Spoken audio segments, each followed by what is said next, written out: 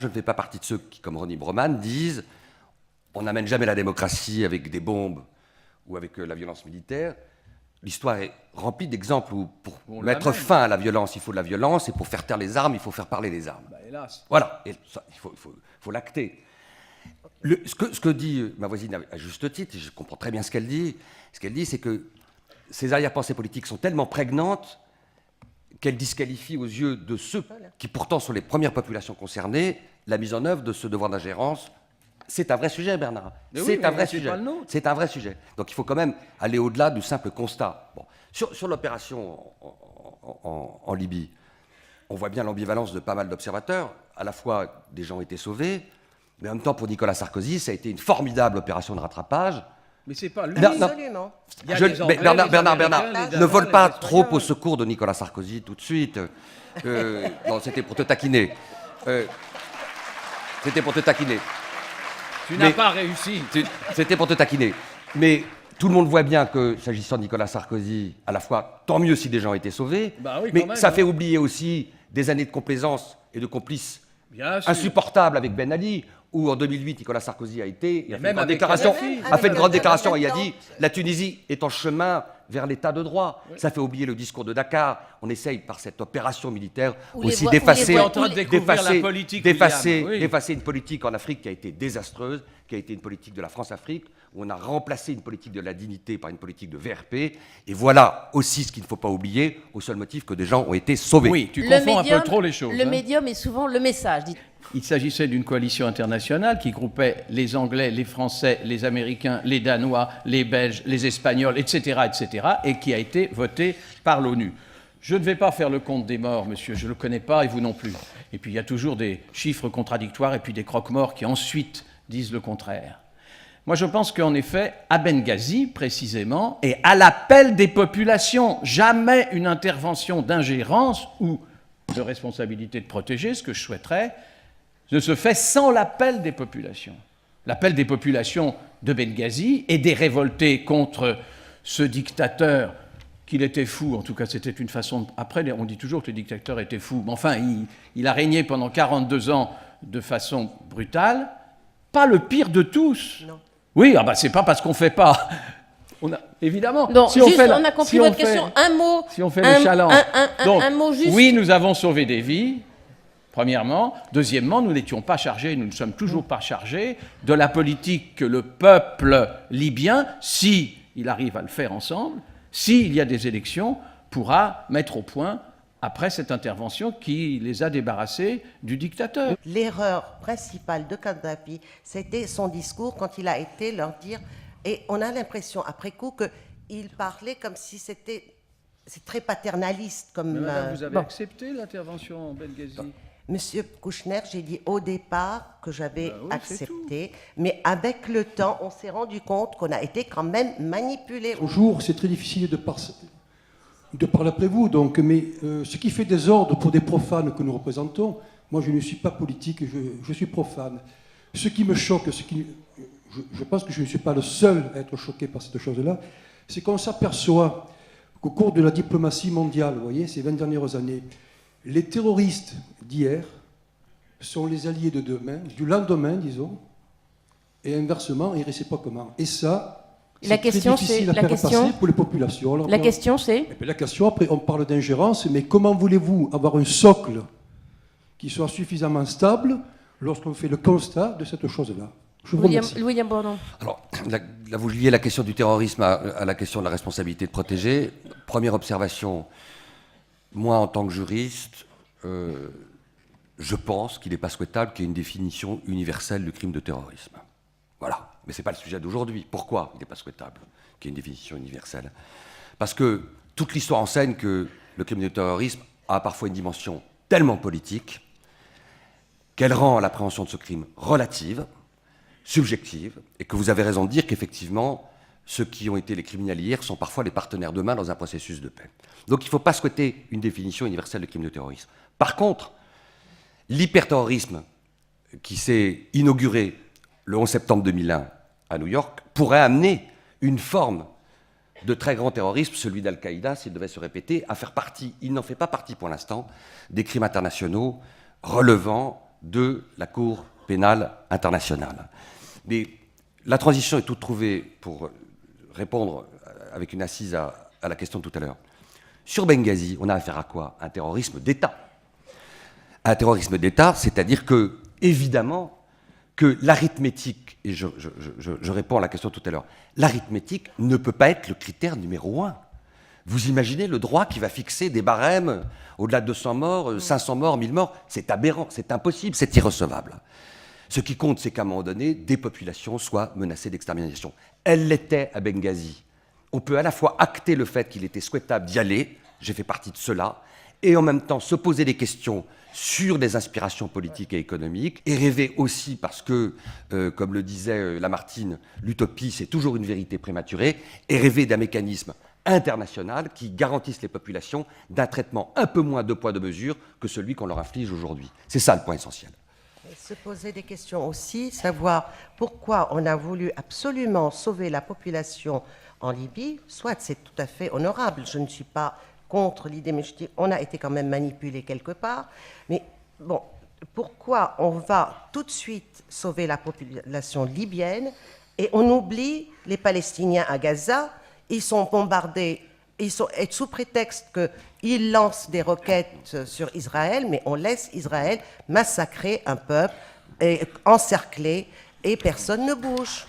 Rappelez-vous, non, ce n'est pas au nombre de morts, ce n'est pas 243 ou 2700. C'est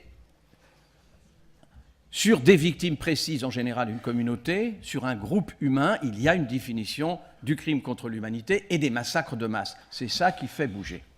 À propos de la Palestine, et Dieu sait si je pense avoir vraiment... Vous savez, la reconnaissance de l'État palestinien, j'étais ministre des Affaires étrangères quand j'ai, contre tout le monde, écrit avec mon collègue espagnol Miguel Moratinos, il faut reconnaître l'État palestinien à l'ONU puisqu'on n'arrive pas à faire la paix.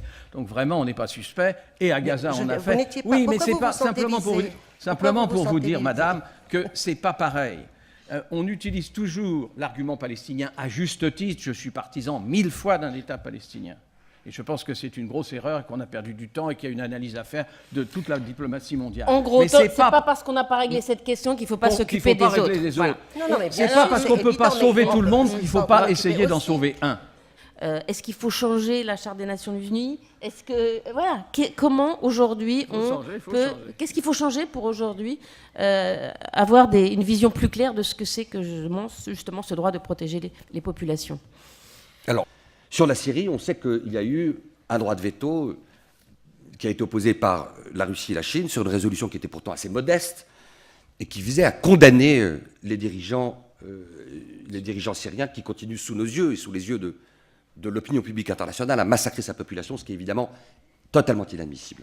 Moi, je fais partie de ceux qui considèrent que le droit de veto devrait être impossible, qu'on ne pourrait pas le mettre en œuvre, s'agissant de résolutions qui sont relatives à une opération de secours à une population qui est en danger de mort. Alors une fois qu'on l'a dit, ce n'est pas suffisant, parce que la mise en œuvre d'une telle réforme est évidemment compliquée. D'aucuns disent, oui, peut-être, mais le droit de veto doit être admissible si l'État qui l'oppose peut se prévaloir d'un intérêt vital. Mais qui va être le juge de cet intérêt vital ? Faut-il imaginer un juge international qui viendrait contrôler a posteriori les raisons invoquées pour mettre en œuvre un droit de veto? En tous les cas, il y a là une piste, je termine, il y a là une piste essentielle. Pas de droit de veto pour une opération qui vise à porter secours à une population en danger de mort, et pas plus, pas de droit de veto si le Conseil de sécurité saisit d'une résolution visant à saisir le procureur de la Cour pénale internationale pour mettre en œuvre des investigations à l'encontre d'un présumé criminel contre l'humanité. Ça serait un formidable moyen d'universaliser la justice pénale internationale qui aujourd'hui peine à se crédibiliser. Et puis enfin, et je termine, pourquoi pas imaginer un jour, c'est un rêve, mais imaginer un jour que la Charte des Nations Unies dise que le recours à la force, qui est fondé, chapitre 7, uniquement sur l'exigence de la paix et de la sécurité internationale, soit fondé également sur l'exigence d'éviter de très graves violations de droits de l'homme. Il y a là une ambiguïté dans la Charte qui porte en elle les germes de ce que nous voyons, de ce que nous dénonçons. Parce qu'il n'y a pas de base juridique claire aujourd'hui pour permettre une opération militaire si des populations sont gravement en danger de mort, qu'il s'agisse d'une catastrophe, qu'il s'agisse d'une famine internationale ou qu'il s'agisse d'une menace de génocide. Il faut codifier tout ça. C'est une ingérence humanitaire ou pour sauver la population en danger. Ça doit être assez codifié à haut niveau. Monsieur Bourdon a donné de très bonnes idées. Bon, Monsieur Kouchner dit que c'était très difficile de changer la charte des Nations Unies, effectivement, mais on peut y réfléchir. On peut continuer à espérer. Ceci dit, puisqu'on ne peut pas tellement changer cette charte ou l'améliorer, on peut réfléchir à, je ne sais pas, par exemple, donner un peu plus d'importance ou de poids aux organisations internationales. Il faut obliger ceux qui sont en décision à s'expliquer. Et pour obliger les gens qui sont en décision à s'expliquer, moi je serais assez partant, c'est compliqué, mais c'est pas pour autant qu'il faut y renoncer, qu'il y ait une espèce de grand comité de vigilance internationale, regroupant les grandes organisations de défense des droits de l'homme, les plus professionnelles, et qui ait la légitimité d'interpeller le Conseil de sécurité devant l'opinion publique internationale, en disant mais qu'est-ce que vous faites? Qu'attendez-vous? Voilà. En tous les cas, pour créer un débat à l'échelon international. Et puis deuxième idée, très vite, on est très focalisé sur l'intervention militaire. Mais avant la résolution qui a été prise autorisant l'opération à Tripoli, il y a eu des résolutions contre Kadhafi. Oui. Il y a des révolutions contre les Syriens qui bloquent les avoirs financiers, qui les empêchent de sortir du territoire. Oui. Or, ces résolutions, voilà un autre point essentiel, les résolutions visant à paralyser les ressources financières des grands bourreaux n'arrivent pas à être mises en œuvre de façon efficace en raison de l'existence des paradis fiscaux. Tant que les paradis fiscaux ne seront pas véritablement mis à l'index et seront les coffres-forts des grands bourreaux, toutes les résolutions prises par le Conseil de sécurité pour tenter d'asphyxier les grands bourreaux resteront lettre morte. Ne craignez-vous pas de remplacer des dictateurs par des dictateurs? Dans la mesure où vous ne contrôlez pas le CNT, ne craignez-vous pas, par exemple, comme la rumeur le dit, que le numéro 2 actuel du gouvernement libyen serait membre d'Al-Qaïda, par exemple? En Égypte, les frères musulmans que nous avons tant décriés, mais après tout ils étaient égyptiens, ont beaucoup évolué, et il est tout à fait clair, et pourtant vraiment nous ne sommes pas intervenus en Égypte, hein, ça a été un mouvement populaire. Et là aussi il y avait 40 ans ou 38 ans de règne de M. Moubarak, qui n'était pas le même règne, il ne faut pas exagérer non plus. Hein. Là, il est tout à fait probable qu'entre l'armée égyptienne qui demeure au pouvoir et les frères musulmans qui ont évolué, il y aura quelque chose comme un gouvernement, on verra bien après les élections. Quand l'opposition doit gagner, ben elle gagne, c'est comme ça. Voilà un semblant de réponse. Pour la Libye, nous verrons bien que le deuxième... Enfin, il n'est pas exactement membre d'Al-Qaïda, mais enfin, disons que sa tendance était, ou alléguée comme telle, je ne sais pas, d'être proche d'Al-Qaïda. Bon, c'est comme ça pour le moment, il y aura des élections aussi et on verra bien. Comment on peut décider pour les démocraties, c'est-à-dire que c'est que le Conseil de sécurité qui va décider pour installer des démocraties dans certains pays qui sont sous dictature, avec le droit de veto. Mais souvent, certains de ces pays ne sont pas très bien placés pour installer des démocraties.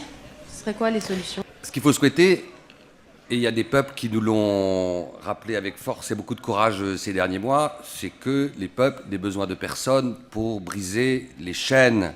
Oui, c'est pas le Conseil de sécurité qui décide de que les démocraties peuvent faire irruption par la volonté et le courage des peuples.